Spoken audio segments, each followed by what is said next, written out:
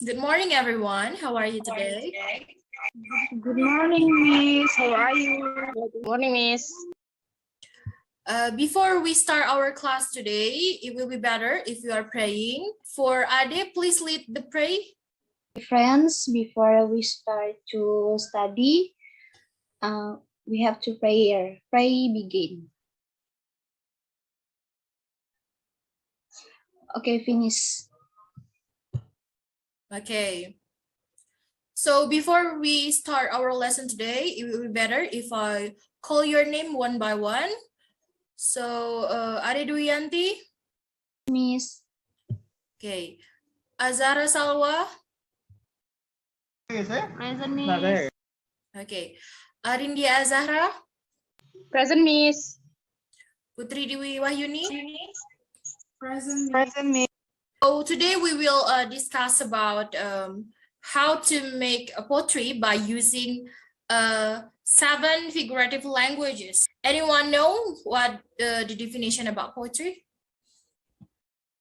In my opinion, poetry is a literary genre whose language is bound by rhythm, dimension, rhyme, and the arrangement of lines and stanzas. Poetry is also defined as a composition in a language whose forms are carefully selected and arranged. This is such a good answer from Putri. Okay, so let me re-explain about the definition about poetry. So poetry is a literary work in the form of an expression of the author's heart in which that have a particular beat and often rhyme, picked in imaginative language and arranged with a dense and meaningful words. In Indonesian, we have so many famous poets. Anyone know? Khairil Anwar, Miss. W.S. Rendra. Hairul Anwar, Miss. Okay, so all of you already know about our famous poets, right? Such as Khairil Anwar, W.S. Rendra, Sapari Djoko Damono, Taufik Ismail. Okay, next is about the characteristic of poetry. So first is poetry has a regular rhyme.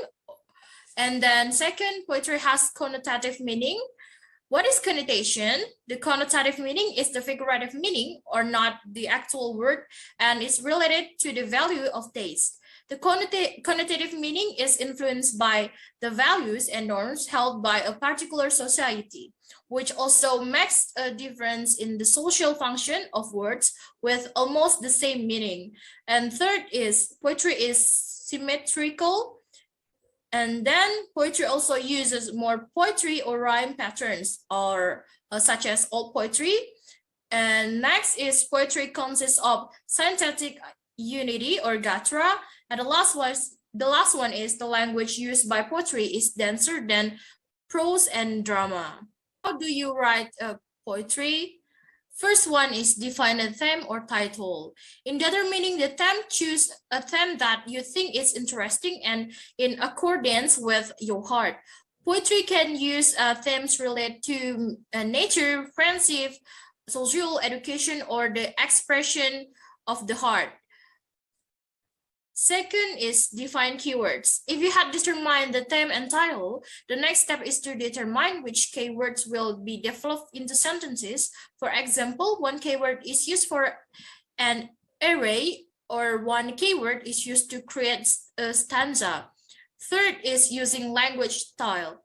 The style of language will beautify the poem itself. You can use various kinds of figure of speech, so that the reader or listener does not get bored reading it. However, it must be underlined if the placement of the diction or inappropriate language style will reduce or even eliminate the meaning of the content contained in it. And the last one is develop poetry as interesting as possible. Next is to develop keywords into beautiful sentences that represent your feelings. Choose words that are dense and full of meaning in them. There are 3 things related to words and lines in poetry. Namely, words are units of rhythmic, Beautiful and melodious sound sequences, the meaning of a word that contains many interpretation, contains deep imagination about what is being discussed. And the next is figurative language in poetry. Figurative language is seen in the literature, especially in the poetry, where writers appeal to the sense of the readers. Through figurative language, writers usually use specific pace or word to express something beyond the literal meaning. Sometimes figurative language is used to present a comparison in the poetry in an interesting manner. The use of this type of language is essential when the writers want to give the readers a detailed insight into the subject of the work. The significance of the figurative language is noticeable as it allows the writers to relate to the readers. Some examples are mentioned, such as the poorest man is the richest. The poorest man is the richest in terms of education, and the rich people are poor. Second is Hear the Mellow Wedding Bells from the writing of Edgar Allan Poe. And third is The Thoughts Jump Out the Toaster. And the last one is I'm so hungry I could eat a horse.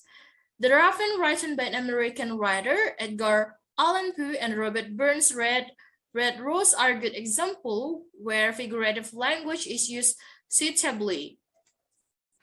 7 figurative languages. But first of all, I would like to asking you a question. Did you know what the definition of metaphor? Okay, Azhara, Salwa, you may go on. So, yeah, Miss, metaphor is the use of words or groups of words not with the actual meaning, but as a painting based on similarities or comparisons, Miss. Okay, such a good answer. Anyone else? Okay, I see Ade Dwiyanti. You may go on, Ade. Okay, so I think metaphor is a figure language that expresses something directly in the form of analogical comparison by eliminating words such as like and as. Okay, thank you. Such a good answer from Ida too. Okay, now let me re-explain what is metaphor. So metaphor is used in the literature to express a connection between two words and to represent a meaning which is not literally correct. For example, time is a thief. You are a coach potato. Second is simile. Simile is used in the literature to present a comparison by including the word such as like. For example, it is as clean as a whistle. He is busy as a bee. And third is hyperbole. Hyperbole, through the use, the writers usually use hyperbole to emphasize a point in a funny manner. However, it is an exaggeration, and it is mostly used in fiction to explain the characters by adding color and depth. For example, you are snoring louder than a freight train. He is so dumb, he thinks Taco Bell is a Mexican phone company. Fourth is personification.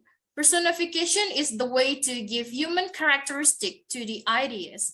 Animals as well as inanimate objects, it is used in the literature to affect the way a reader imagines each thing. This type of language is mostly seen in the poetry, children's books, and fictional work in literature. For example, opportunity is knocking the door, the radio stops singing.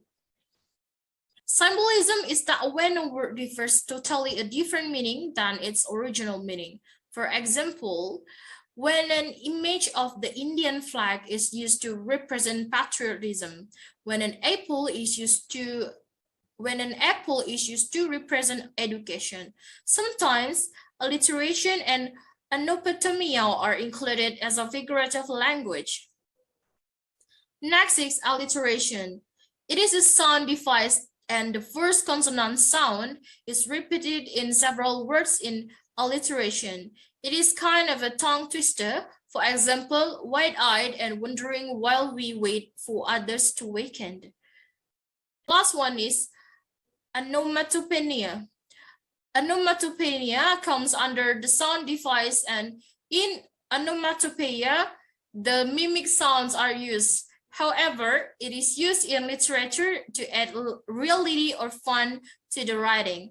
Words including whir, beep, click, push, zap, swish, zing, bong, hum, munch, crunch, gobble, ping, smash, and others are used in onomatopoeia. Function of figurative language is used in the literature to enhance the reading experience of the readers, and it allows them to feel the same situation that the writers express in the pieces of writing. So guys, learning the figurative language in poetry is very important for us to learn, especially for those of you who like to write poetry. You must know about figurative language, because with figurative language, your poetry will be easily structured for readers. Do you all have a question? Okay, Azhara, Salwa, you may go on. Okay, Miss. So my question is, what should figurative language be able to encourage readers to interpret and appreciate the values presented? So in order to capture the message that the author wants to convey, literally works such as a poetry is a branch of art that is dynamic with a distinctive language. Figurative, a language as a medium to express the message of a certain meaning. So Azhara, Salwa, do you get my point? Yes, Miss. Thank you, Miss. Okay. So I see Putri Dwi Wahyuni raising her hand. So do you have any question, Putri? My question is how to identify figurative language in your opinion? There are 3 steps. First is look for comparisons. Figurative language often rests on comparison of 2 dissimilar objects or activities. Second is give inanimate objects or abstract concept human qualities. Third is determine if the phrase or sentence could exist in the real world or can be made sense of an literal level. Okay, what about Putri Dwi Wahyuni? Do you get my point? Thank you very much, Miss, for answering my question. Okay, I see Ariendia Azzahra raising her hand. Do you have any question, Irene? Yes, Miss.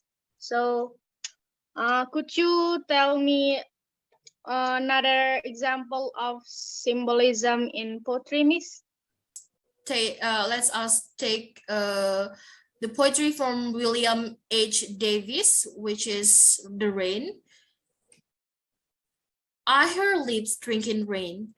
I hear rich lips on top, giving the poor beneath, drop after drop. Tis a sweet noise to hear. So these green lips drinking near, in this poem, the poet uses rain as a symbol to show the class differences in society. As the rain falls on leaves, the upper one gets more benefit from it, so it's the high class of society. Then the droplets roll down to lower leaves, so they get less benefit from rain. So is the class difference goes on. The rich people give the leftover to poor people. You get my point, Arin? Yes, Miss. If there is no other question, I will give you assignment. So the assignment is write a poem by including aspects of figurative language in your poem, then gather it on our WhatsApp group on Saturday night at 9 p.m. Okay, good luck. I will end it our class today. I hope you will get blessing from today's class. See you next week. See you Miss. to Miss. Thank you, Miss. Nice day.